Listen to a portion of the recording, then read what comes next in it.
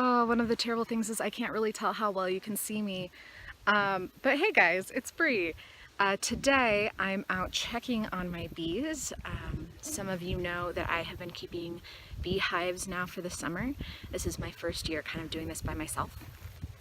I keep them about an hour and a half, an hour 45 north of where I live, because I live in the city, and as you can see, this is not the city, this is a rural area. So right about now, it is early August. And what that means is that the bees are just starting to see an additional honey flow. We should be seeing like the very start of a burst of additional like goldenrod. And then on top of that, all of the like low-lying wildflowers that they normally have. So they have been collecting honey and hopefully doing pretty gosh darn well. And I'm going to check in on them today. Right now they have 3 boxes. I'm going to show you that in a quick second here. But I'm going to go in, I'm going to look at all of the frames, see if I can find the queen. And then I'm going to do some stuff like remove a couple of frames so that they have a little bit of extra room to build, and just kind of check on them generally. So just a second here. So this is a really quick just kind of glance. Right now they have 3 deep boxes. These are what are called Langstroth boxes. And they're just those traditional 10 frame beehive boxes that you probably see if you've ever looked at kind of pictures of beekeepers and what they do. I also have another one over here. This is a new hive. I had been pretty sure that the queen in this one was gone, and so I had a local beekeeper friend give me a couple frames with a new queen on the real cheap. So I've brought it up here, and we're gonna see if I can find some brood, and if there's still a queen, we will just let this box sit and develop as its own hive. I was pretty sure when I last came up that she was pretty dead. But then I also was up last week, and there was just a big boost, it seemed, in the bee population, and I couldn't get into the brood box because it was about to start to rain, so we'll see. And then down here is just some of my equipment. This is this yellow guy's the spacer. This is my smoker, a lighter, hive tool, and that's just an extra frame that I had in the back of my car in case I need it. So you can see what I've done now is I've taken the top 2 boxes off, and now this is just what should be the brood box, which is where the queen should be. You can see there are a ton of bees, and if I give you a peek inside, there they are. This is why I've kind of stopped being concerned that their queen is dead, because this is a lot of guys, especially for this kind of part of the day. They look like they are in pretty decent shape so far, so we'll see. So this here is the smaller, newer hive. You can see there are plenty of bees. These frames here have been taped so that when they were in transit, they wouldn't shift around. I'm just taking this duct tape off. The duct tape doesn't really hurt them. And what I'm going to do is I'm going to take that extra box that the first hive was not laying in. I'm going to shake out all the bees, and I'm going to put it on top of this guy so that they have plenty of room. Although you can see this frame was totally clean. It was all just black, and they have started building out comb on it. So you can see right away that she's been laying on this frame. See, I don't see her on here. That is okay. This is just the very start. This is another frame that they've basically only just started to build out. You can see that it is almost ready.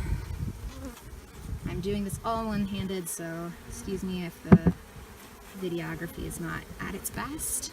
Oh, and look at that. So this is kind of what we want to see. I don't know if you can see in some of these holes, but there are larvae in there, little white dudes all curled about, which is always a good sign. Let's see, up here especially, you can kind of see them. Maybe if they move. So that is good. Still not seeing a queen. There we go, that's a good shot of the larva. So you can see that, the little white wiggly dudes. Let's get this off. That's like the worst part about doing any of this is how hot it gets. That's why I didn't brush my hair before I started today, because I knew I was just gonna sweat. So I have finished up. Both hives look like they're doing good. I switched the one box that had been empty onto the hive that could have used a little bit more space, so it doesn't really quite need it yet. But I'm going to Worldcon and I want to be able to kind of leave them as is until after, so that I don't have to worry about there being like a bunch of honey sitting around at my house.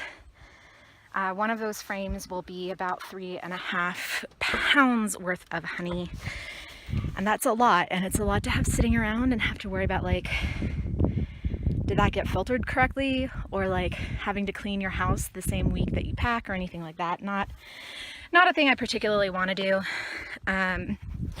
Couple of notes that you guys should all know about honeybees, since I'm here cleaning up and I've got the time. Honeybees are really fantastic for a lot of things, but they are not the most efficient pollinators. The most efficient pollinators are mason bees. They will pollinate at a rate of like 25 times that of the honeybee. So while honeybees are awesome and really help with pollination, they are not as big of a key role in pollination nationally as kind of these wild bees. Mason bees live alone, so you don't find them in hives actually, and that makes them a little bit more vulnerable actually to things like pesticides, because they don't have that same communication level in a social group. And honeybees, and honey in particular, is really awesome for you. Traditionally, honey is used in medicine, so the Greeks would use it on wounds. It is fantastic for your skin. It is really, really good for your allergies. If you're somebody who suffers from pollen allergies, either in fall or in spring, having local honey as a part of your routine has been known to help reduce, the severity of pollen allergies, which is really awesome. So source yourself some local honey and try kind of incorporating that into your diet, and then you can see if that helps. It helps a lot of people. Yeah, so those bees are doing pretty well. The smaller hive, I'm not going to take any honey from it all this year. I have to double check in a couple of weeks to see if the larger hive runs out of space. I've had them swarm on me before, which is why I was worried that they had a queen die, is because they had swarmed and I thought their queen had not yet come back, and that maybe she'd gotten eaten, because that happens as birds will get to your honeybees and other predators like that. Oh, hi guys. So fun fact here, let's go over here so they don't get in my car.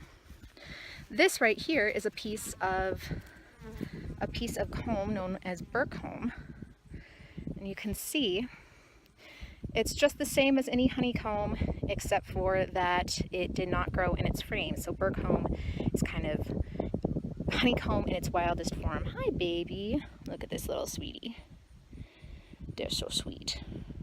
Let's see if I can get it to focus. You want to come say hi? So that is my my update on the Honeybottoms. I have a bucket for bergcomb and honeycomb and wax so that I can eventually, sometime later this year, melt it all down and do something with it. If you have ideas for what I should do with it, let me know. I've been thinking I might go ahead and do some of those bees wrap things that are substitutes for saran wrap, maybe some candles, but I'm not sure yet. And yeah, I'll catch up with you guys pretty soon. I'm gonna go home, I'm gonna read, I'm gonna finish up some booktubeathon books, then I'm gonna maybe film if I have time. So yeah, bye guys.